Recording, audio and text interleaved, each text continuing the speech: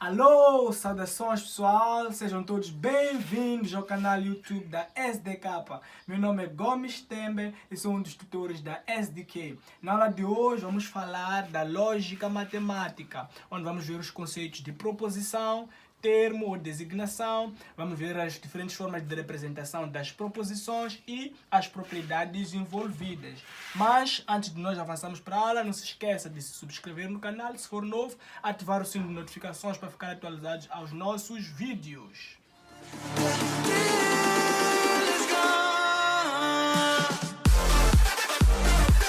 Antes da aula, como sempre, eu gostaria de lembrar a todos que o coronavírus é uma realidade. Então, pessoal, vamos lá respeitar e seguir todas as recomendações que nos são dadas pela Organização Mundial da Saúde, em particular pelo Ministério da Saúde de Moçambique, ficando em casa. Se não quer ficar em casa, fique em casa, porque não tem outra opção e cuide da sua saúde. Lógica matemática. Bom, na lógica matemática, os termos mais usados, ou dos quais vamos trabalhar de agora em diante, são proposição, termo ou designação. Primeiro nós precisamos saber o que é uma proposição e o que é um termo também ou designação. Uma proposição é qualquer expressão ou frase sobre a qual faz sentido dizer se é verdadeira ou falsa. Isto é uma representação qualquer matemática sobre a qual nós temos possibilidade de julgar, nós temos possibilidade de atribuir um valor lógico, nós temos possibilidade de dizer se é verdadeiro ou falso. Vamos a um pequeno exemplo. Nós podemos ter aqui a representação 4 mais 5. Isso é verdadeiro ou falso? Não temos espaço, não temos possibilidade de dizer se isso é verdadeiro ou falso. Mas se eu colocar uma condição sobre esta representação, eu dizer que 4 mais 5, por exemplo, é igual a 3. Aqui sim, nós já temos possibilidade de dizer que essa proporção, de dizer se essa proporção ou representação é falsa ou verdadeira. 4 mais 5 não é igual a 3. 4 mais 5 é igual a 9. Então isto é falso. Então acabaram de ver, eu estava a julgar essa representação. Então essa representação é uma proposição. Então proposição é qualquer representação sobre a qual faz sentido julgar, sobre a qual há possibilidade de julgar. Se eu disser 4 elevado a 3, nós não podemos dizer nada sobre isto. Então, não é proposição. Mas a partir do momento em que eu posso colocar uma condição e dizer que 4 elevado a 3, por exemplo, é igual a 1, isto também há a possibilidade de dizer que é falso.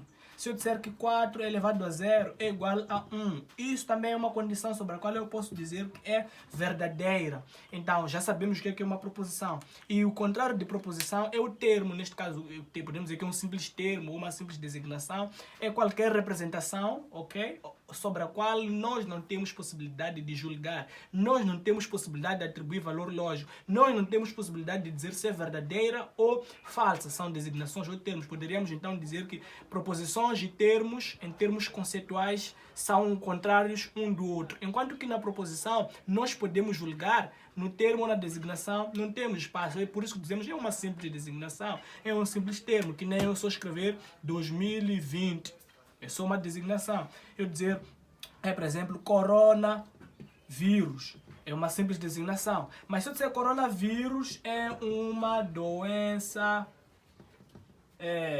perigosa, por exemplo, aí já há a possibilidade de dizermos se isso é verdadeiro ou falso. Daí que é proposição. Quando não podemos, é uma simples designação. Agora, o que acontece é que nós podemos representar essas proposições em forma de letras, ok? Nós podemos criar proposições, por exemplo, se eu criar aqui proposição 4 mais 5 é igual a 9, que é uma proposição verdadeira, proposição 3 elevado a 0 é igual a 2, que é uma proposição falsa.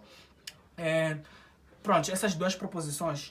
Eu posso usar letras para representar a elas. Eu posso representar a primeira, por exemplo, pela letra Q. Eu posso representar a segunda, por exemplo, pela letra P. Então, o que está a acontecer? As proposições podem ser representadas por letras e dentro dessa representação há duas possibilidades, onde nós podemos encontrar representação simbólica, ok? E também encontramos representação em linguagem corrente.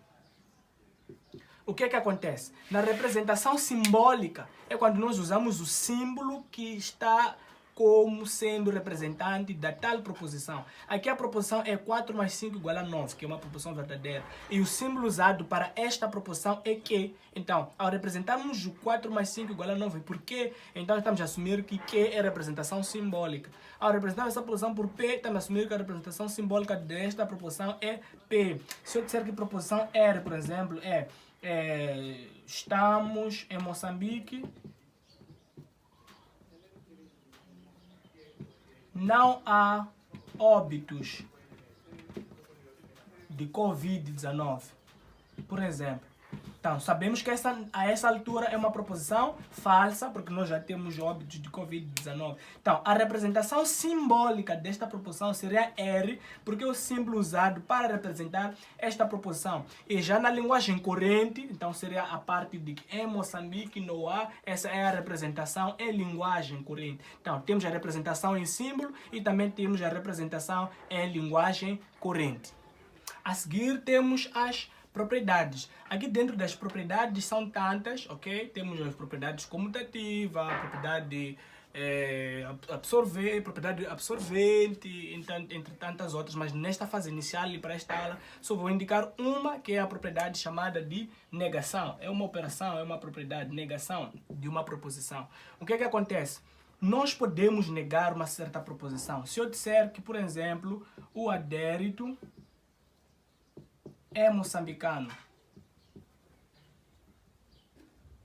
Esta é uma proposição, ok? Representado por símbolo P em linguagem corrente por o adérito é moçambicano. E esta é uma proposição, para quem conhece adérito, verdadeira. Esse é o valor lógico desta proposição. Então, nós podemos negar esta proposição e a representação simbólica para a negação é aquele símbolo acento til, é o símbolo para a negação. Então, se eu negar a proposição P, o que eu vou dizer? Temos duas possibilidades. Uma é dizer o adérito não é moçambicano. E, para quem conhece o adérito, essa é uma proposição falsa. Não só por conhecer ou não o adérito, sempre que nós negamos uma proposição verdadeira, então a tal proposição será falsa. Ou sempre que nós negamos uma proposição falsa, então a tal proposição será verdadeira. E uma outra forma de fazer negação da proposição seria: não é verdade que adérito é moçambicano. Para além de dizer o adérito não é moçambicano.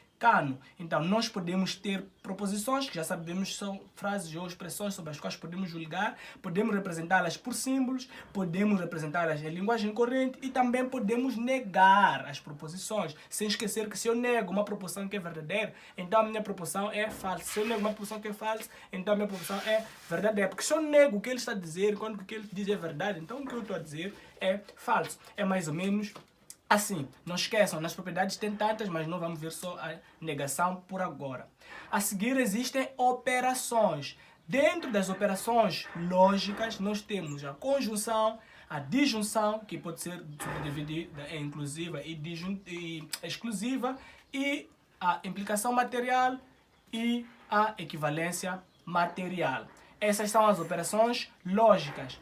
Por que nós estamos a dizer que são operações lógicas? Na verdade é porque são as coisas que nós vamos fazer ou implementar dentro das proposições. Essas proposições todas que nós vimos aqui são elementares, são pequenas partes. Mas o que nós depois fazemos é combinar, associar essas tais duas proposições elementares através dessas propriedades da conjunção, da disjunção e das implicações e equivalência. Mais uma vez, a proposição P, 4 mais 5 é igual a 9, é verdade? Proposição Q, 3 elevado a 0 é igual a 2, é falso, ok?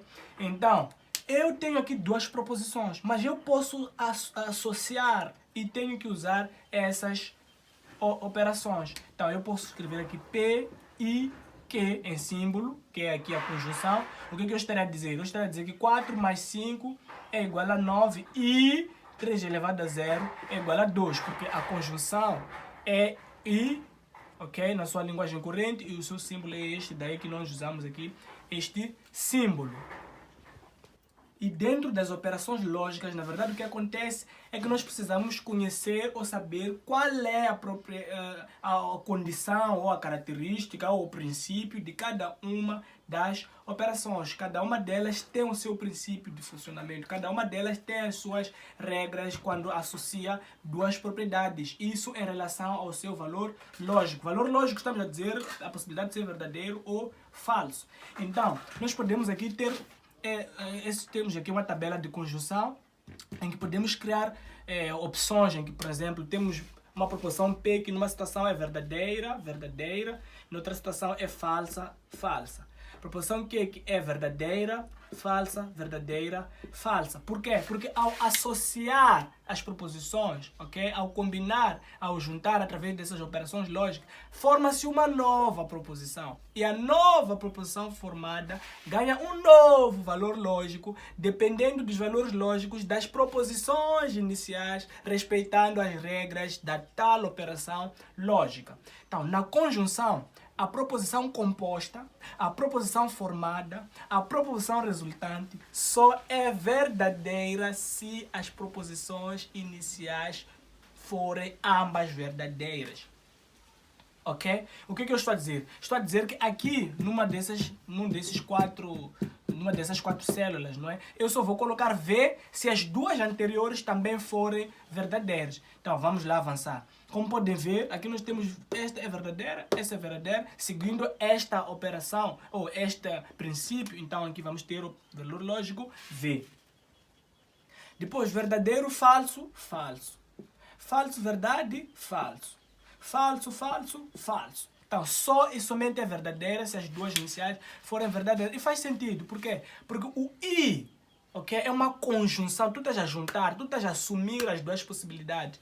Se eu disser que hoje é terça-feira e assumirmos que esta é uma proposição verdadeira, e depois eu ter uma outra proposição a dizer que amanhã é quinta-feira e essa é uma proposição falsa, ao trazer as duas possibilidades ao mesmo tempo, em dizer que hoje é terça-feira, é verdade, e amanhã é quinta-feira, é falso. Então, eu fiz uma composição, eu juntei, então aquele falso anula tudo e tudo acaba ficando falso. E é por isso que só pode ser verdadeira por causa do I que compõe se as duas proposições antecedentes forem ambas verdadeiras. Esta é a regra da conjunção.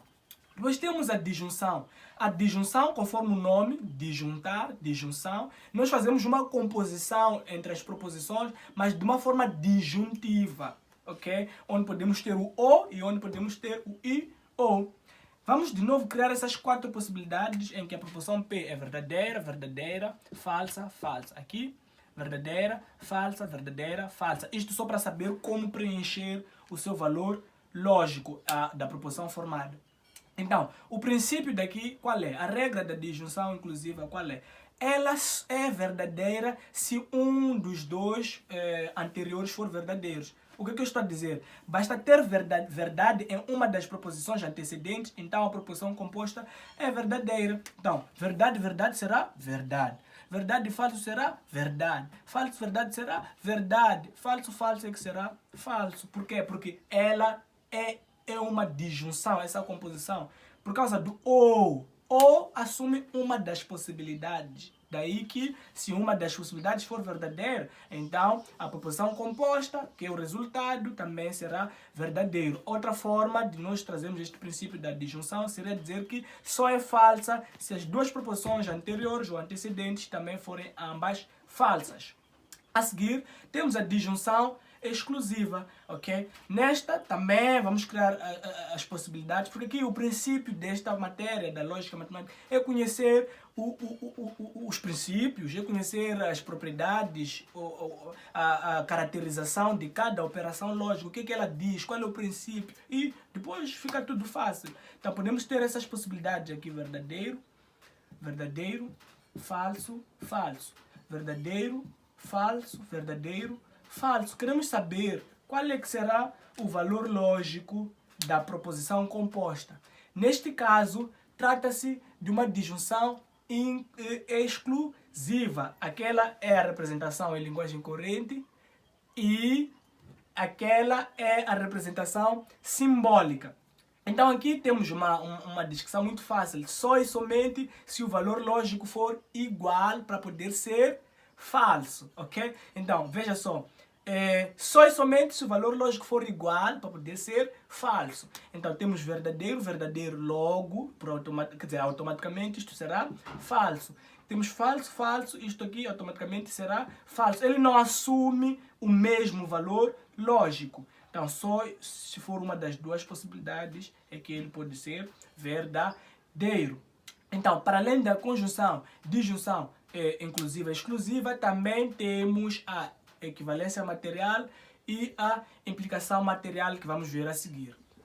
Aqui, para começar, é importante sabermos que a representação da implicação material é este símbolo da implicação e a representação da equivalência material é este símbolo, como vem, vai e vem. Poderíamos assumir que a equivalência material é uma dupla implicação de proporção A para B, B e de B para A também ao mesmo tempo. E em linguagem corrente, a implicação material seria se, primeira proposição, então, segunda proposição. E na equivalência material, a linguagem corrente seria seria a primeira proposição, se, só se, ou se, somente se, ou se, só se, segunda proposição. Nos exemplos que eu trouxe aqui, ok? Eu dizia que hoje é terça-feira e eu disse que amanhã é quinta-feira.